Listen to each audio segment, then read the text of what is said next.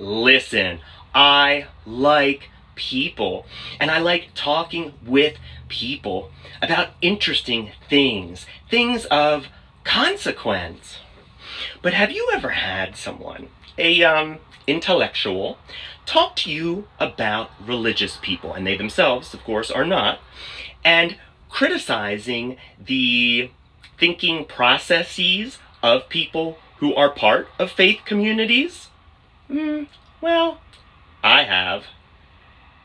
Christianity and critical thinking on this Road Talks race.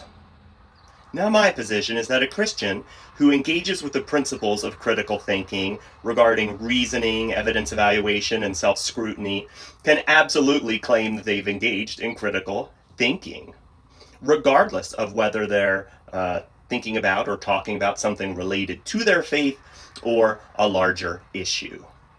But let me show why I believe that to be the case. My first example is a personal one. Part of my graduate education was spent at a theological seminary. I studied beside Christians engaged in serious thinking. I watched students compare different interpretations of difficult biblical passages. Rather than simply accepting the explanation they grew up with, they would examine historical context, study the original languages, consider competing interpretations, and debate the strengths and weaknesses of each position. I saw them examine difficult ethical questions where sincere Christians disagreed. I saw them challenge one another's assumptions and sometimes change their minds. Sharing a classroom with those individuals was quite the rewarding experience for me. But, and I want to be clear about this, we don't have to look at an educational institution for examples of Christians engaged in critical thinking. Picture Joe Christian out in his community encountering social issues. Imagine him hearing a speaker claim that a certain policy proposed to address a particular social issue is the biblical position. But rather than immediately agreeing because the speaker shares his faith, this guy asks, which biblical principles is the speaker applying? Are there other relevant principles that point in a different direction? How do thoughtful Christians who disagree with this speaker and this policy justify their position? What evidence exists regarding the policy's outcomes? And could my own political preferences be influencing how I interpret this issue? That guy is evaluating how his faith should be applied to a complex, real-world problem. I dare say many people would regard those as examples of Christians engaging in critical thinking, even if they disagree with whatever specific conclusions those individuals would reach. And did you catch that? Critical thinking is generally considered a method of evaluating claims, not a guarantee of arriving at any particular conclusion. In other words, two people can apply critical thinking to the same topic and still disagree. How?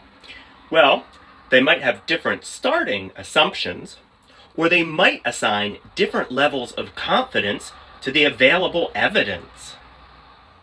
I have one final example, and then I'll wrap this up. Because critical thinking isn't only reactive, evaluating information. It can be proactive as well, generating solutions. And it was my husband who got me thinking about this one. Consider the enslaved men and women who escaped bondage in the United States.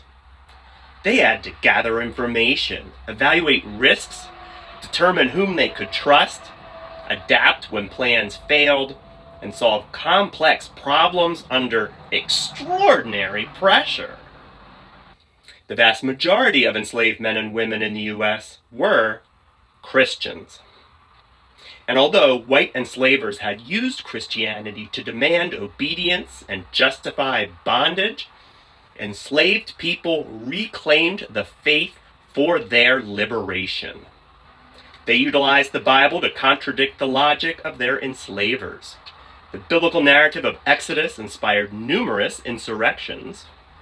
There were even coded messages in the songs they sang. If you don't call that critical thinking, I don't know what you would. And so it's my not so humble opinion that a Christian, atheist, Muslim, secular humanist, or anyone else can either think critically or fail to do so. Alright, so why did I want to talk about this topic here, and what do I hope is your takeaway from this video? Well, elsewhere on Road Talks Race, you've heard me encourage us to keep perspective and refrain from making caricatures out of each other. And I think today's message falls right in line with that. This idea that our measure of a person's thinking should be based on the process that they use and not any of their identities. And the other thing is a message to those of us who have had the interest and opportunity to engage in advanced formal education. I think the part about critical thinking that we fumble with the most is that self-reflection part, that humility part, that intellectual honesty part.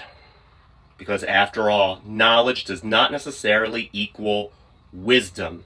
We might know a lot of things, but still be figuring out life.